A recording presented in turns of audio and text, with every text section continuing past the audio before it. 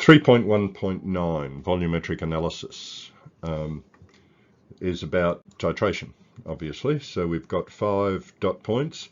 This is a substantial piece of work.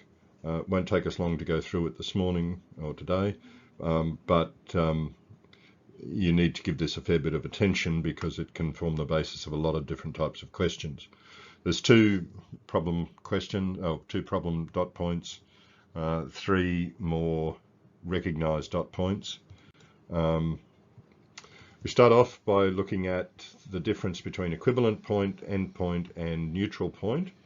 The equivalence point is what's most important. The equivalence point is the point at which the number of moles of H plus is equal to the number of moles of OH minus in a titration. The endpoint is where the indicator changes colour.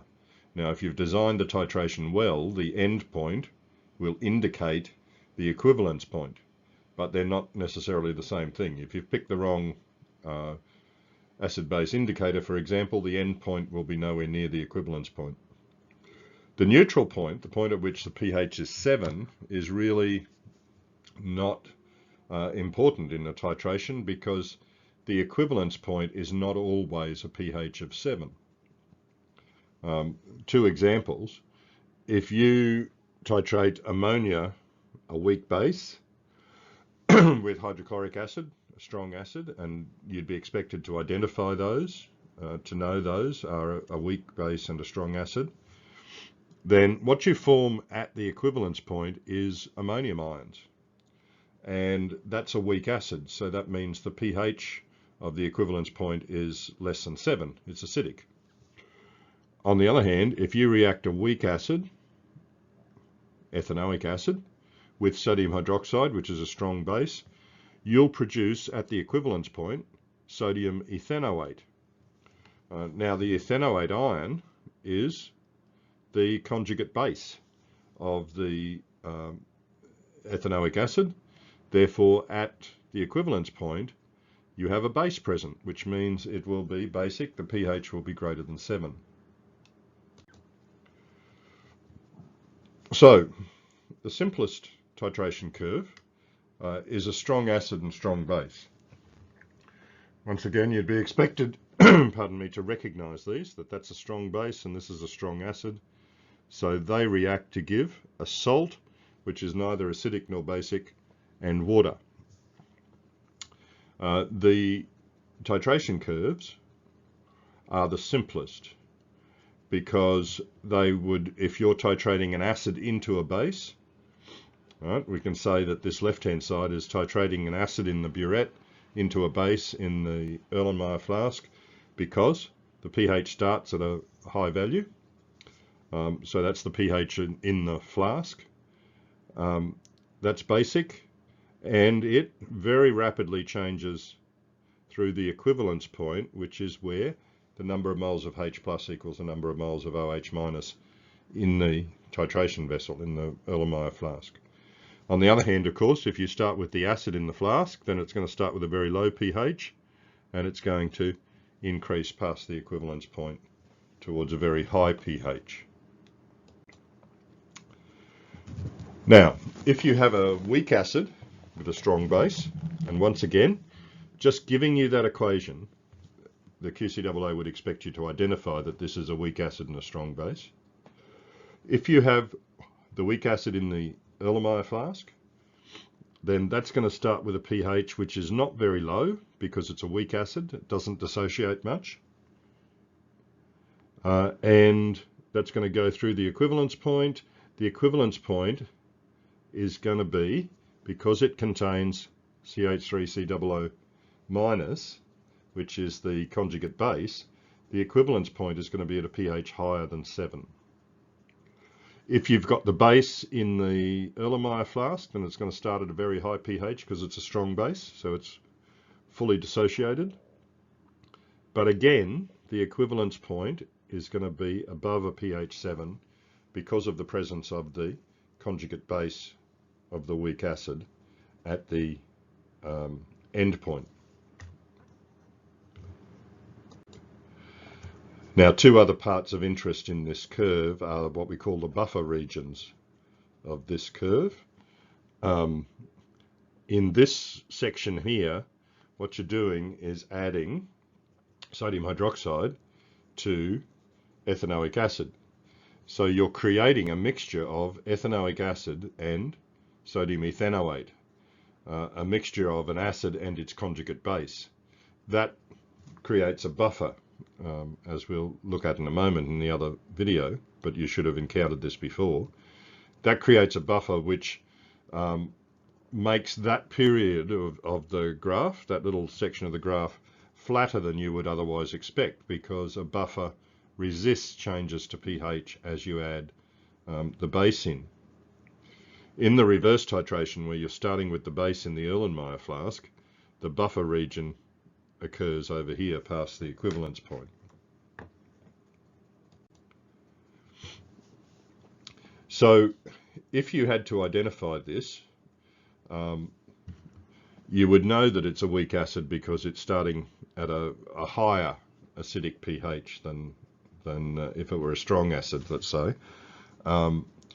But also the characteristics here that you'd need to be able to sketch are that it does start to increase rapidly, the pH, and then it flattens out before it exhausts the buffer and passes through the equivalence point. Okay. All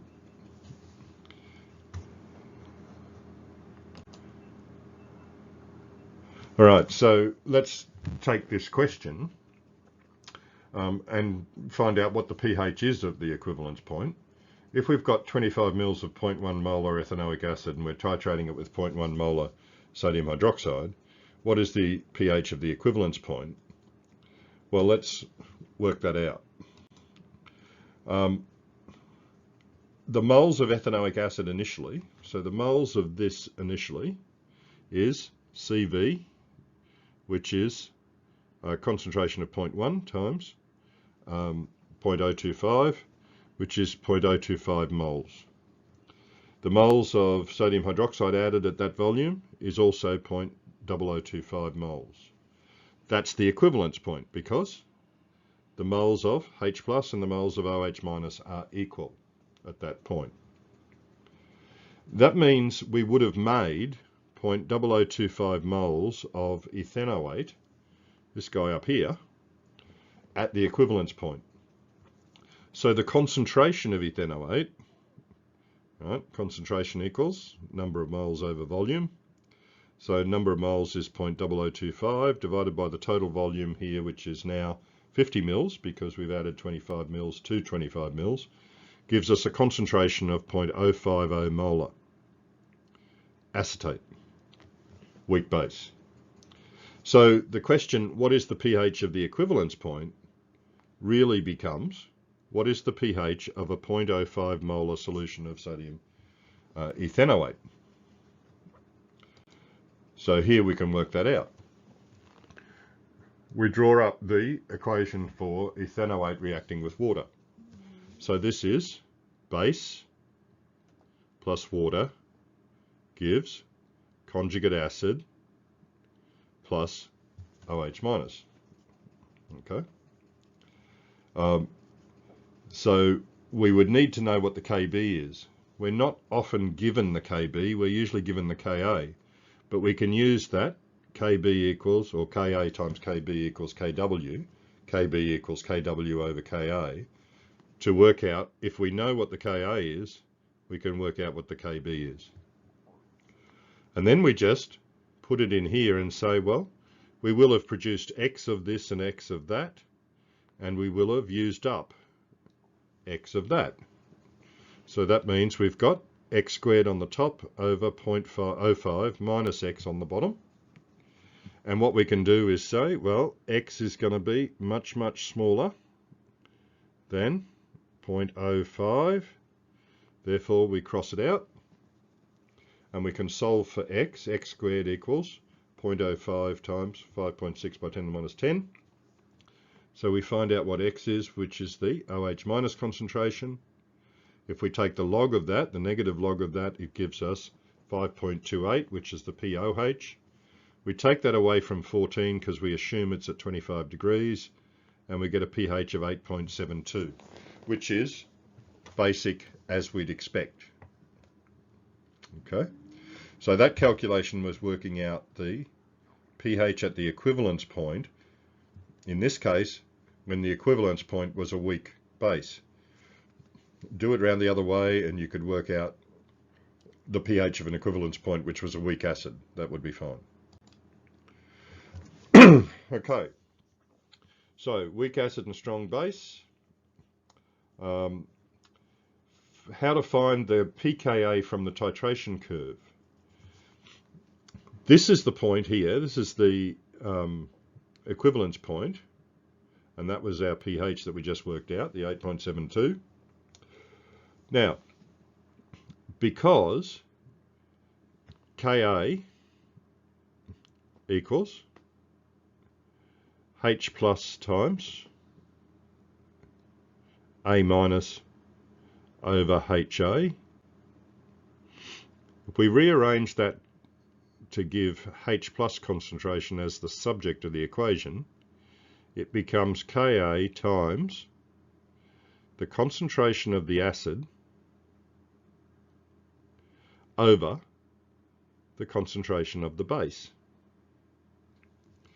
That means when HA is equal to A minus, in other words, when we've got the same amount of weak acid and conjugate base present, then the Ka would simply be the H plus, or the pH would be the pKa. Now, when will those two cancel out? They'll cancel out when they're the same. They're the same at half the titration volume, half the endpoint volume, the equivalence volume. So at that point, the pH of the solution is the pKa. Okay? Now, this is a common question that you need to find out the pKa from a titration curve of a strong base weak acid, and that's how you do it. So here's an example, strong base into weak acid. We've got the graph up to the equivalence point. If we take half the equivalence point, half the equivalence volume, half the titer, and read across, this pH will be the pKa of that weak acid. Okay, so other way around, strong acid now and weak base. So we've got a weak base, ammonia, and a strong acid, hydrochloric acid, and we're forming the conjugate acid of the weak base. So that means the pH of the endpoint is going to be a lower pH than 7. It's going to be more acidic because there's an acid present, a weak acid, but an acid. So if we start out with the base in the Erlenmeyer flask, we're going to start out with a pH down from 14 because it's only a weak base. It's not very dissociated. We're going to have a quick drop in the pH as we start adding the acid, but then it's going to level off and go through the equivalence point, which is going to be below 7. Okay, this is a buffer region, once again, because we've added an acid to the base and we've made the conjugate acid. So we're establishing a buffer in that region. If we did it the other way, we start with the acid in the Erlenmeyer flask, then we're going to have a very low pH because it's a strong acid. That's going to be a usual sort of curve up to the equivalence point. Past the equivalence point, it's not going to reach up towards 14 because we're only adding a weak acid in, a weak base in. But once again, the equivalence point is going to be similarly below 7 because you've got ammonium chloride, or you've got the conjugate acid at the end point.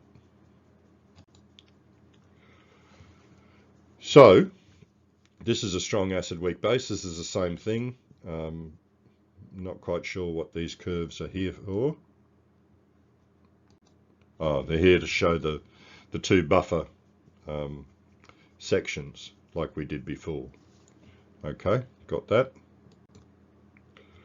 All right, so to summarize, we can have either strong or weak acids, and we can have either the strong or weak base. Now, strong acid, strong base, straightforward. Very high pH to very low pH, or the reverse. Okay. Weak acid, weak base, not in the syllabus, so we don't need to worry about that one. It's a much harder one to see the equivalence point. Strong acid, weak base. Weak base means we're going to start with a lower pH than 14, and the equivalence point is going to be under 7. Weak acid, strong base. Strong base means we start around 14, and the equivalence point is going to be above 7, because strong base, weak acid makes a conjugate base of the weak acid. Okay, so we have some questions here, about 6 of them I think, for you to do, and the work solutions are over in that document.